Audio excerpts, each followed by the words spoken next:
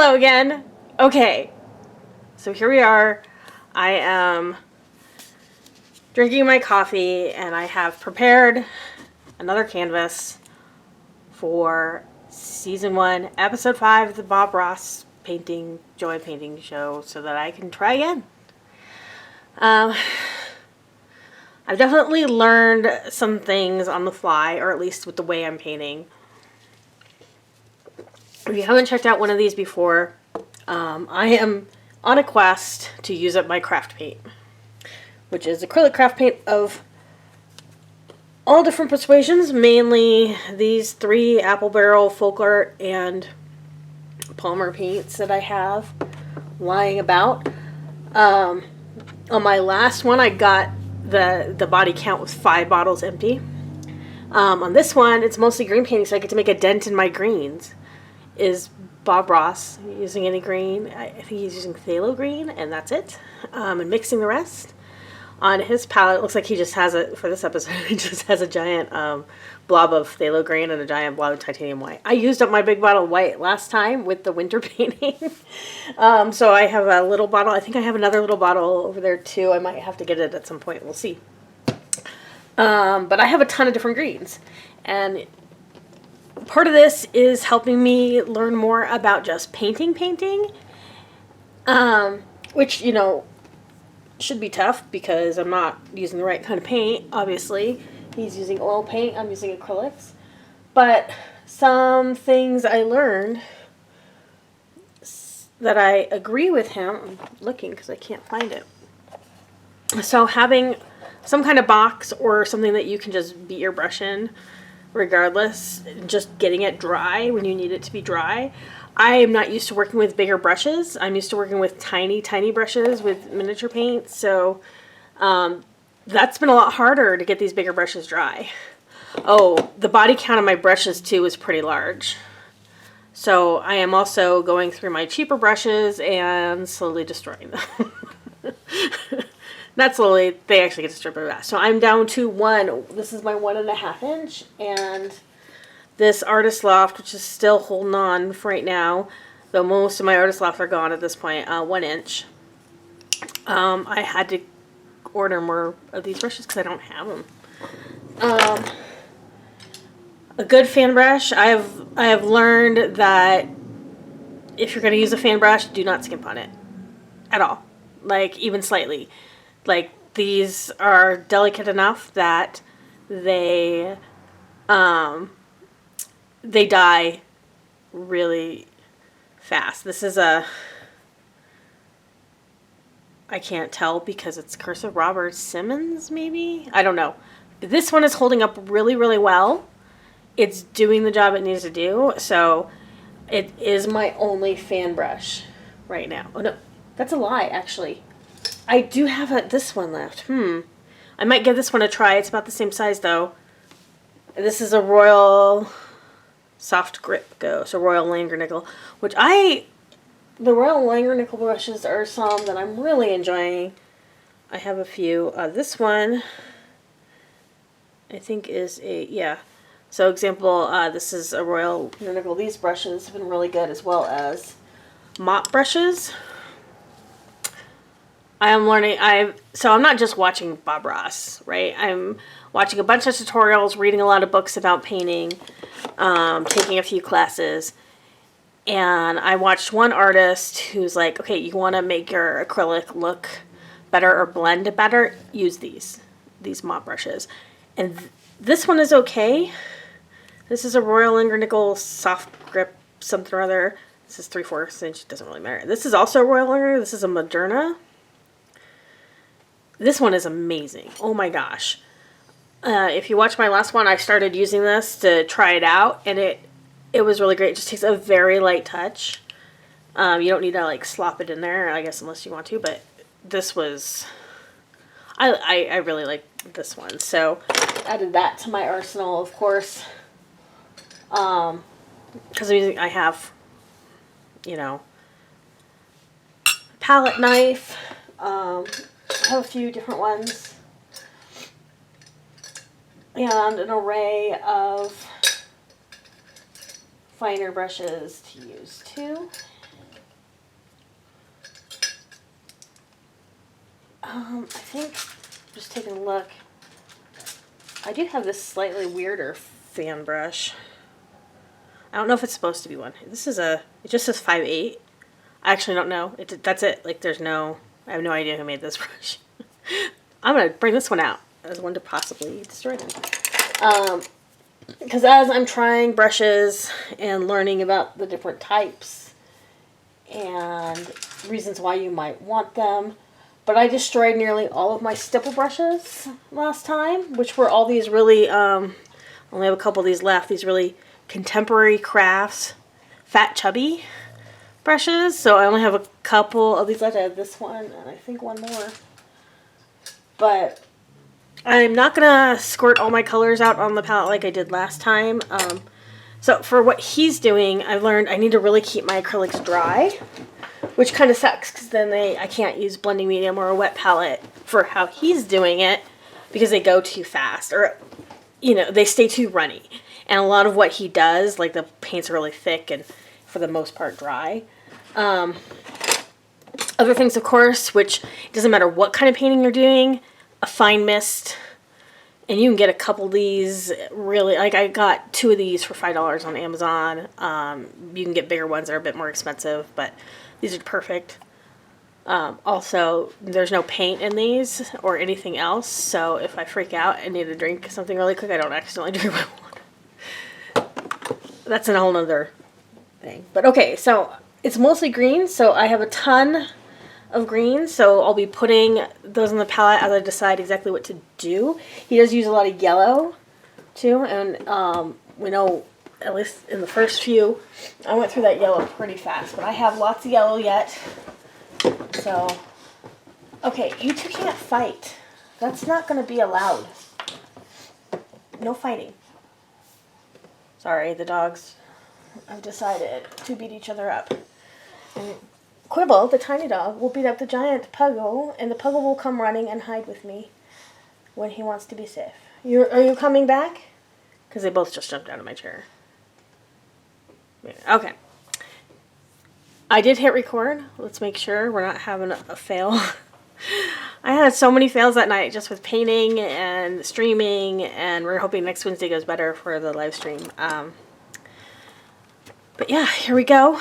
I'm going to start painting. And I've taken the liberty of going ahead and covering the canvas with a complete layer of sap green. And to that I'm going to add a little part. So Bob Ross used sap green to cover his canvas. I used something else. I didn't have any sap green because I think I used leaf green. And this bottle is now almost empty.